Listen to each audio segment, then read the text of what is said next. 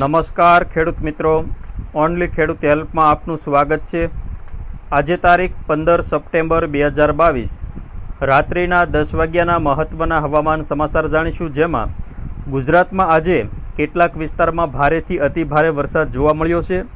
ખેતરો પણ પાણીમાં ડૂબ્યા હોય તેવા દ્રશ્યો સામે આવ્યા છે, તેમજ ઘણા બધા વિસ્તારમાં જળબંબાકારની સ્થિતિ જોવા મળી હતી। તો સંપૂર્ણ અપડેટ મેળવીએ। અત્યારે હાલ લો પ્રેશર સિસ્ટમ વેલમાર્ક બની ડિપ્રેશનમાં ફેરવાય અને ગુજરાત ઉપર આગામી 24 કલાક હજુ પણ ભારેથી અતિભારે વરસાદ કેટલાક વિસ્તારોમાં પડી શકે છે।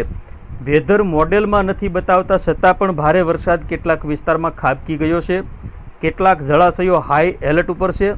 શેત્રુંજી ડેમ ભાવનગરની જીવાદોરી સમાન ગણાય છે, તે પણ ઓવરફ્લો થયો છે। તો સંપૂર્ણ અપડેટ મેળવીએ। ચેનલમાં નવા હો તો સબસ્ક્રાઇબ કરી લેજો। આજે બપોર સુધીમાં રાજ્યમાં કુલ 120 તાલુકામાં મેઘરાજા મન મૂકીને વરસ્યા છે, જેમાં ખેડબ્રહ્મા અને પાનેલીમાં 6 ઇંચ વરસાદ ખાબક્યો હતો।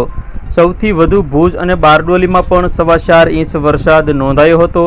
એ સિવાય વેરાવળ અને વાંસદામાં 3 ઇંચ વરસાદ નોંધાયો હતો।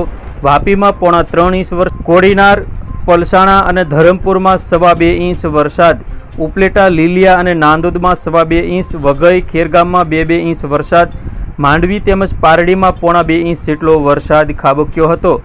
આગળ જોઈએ તો ભાવનગર જિલ્લાનો શેત્રુંજી ડેમ ઓવરફ્લો।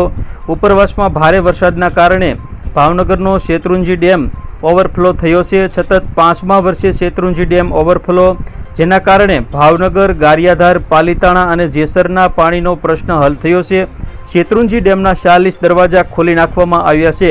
નીચાણવાળા વિસ્તારોને એલર્ટ કરી દેવાયા છે। લીલીવાવ ગામ, સરતાનપર, પિંગળી, ભેગાળી અને લાખાવડ સહિતના ગામો હાલ હાઈ એલર્ટ ઉપર રખાયા છે।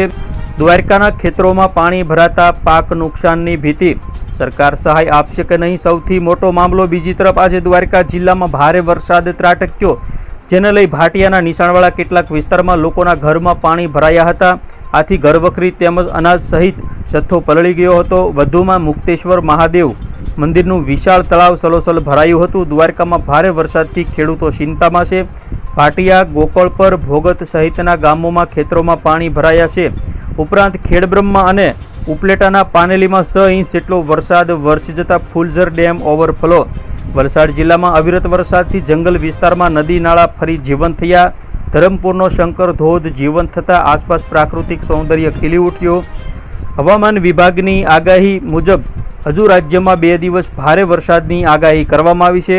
અમદાવાદ, ગાંધીનગર, વડોદરામાં 2 દિવસ મેઘરાજા તૂટી પડશે। નોંધનીય છે કે હવામાન વિભાગની આગાહી મુજબ રાજ્યમાં 3 દિવસ સુધી સાર્વત્રિક વરસાદી વાતાવરણ જોવા મળ્યું હતું।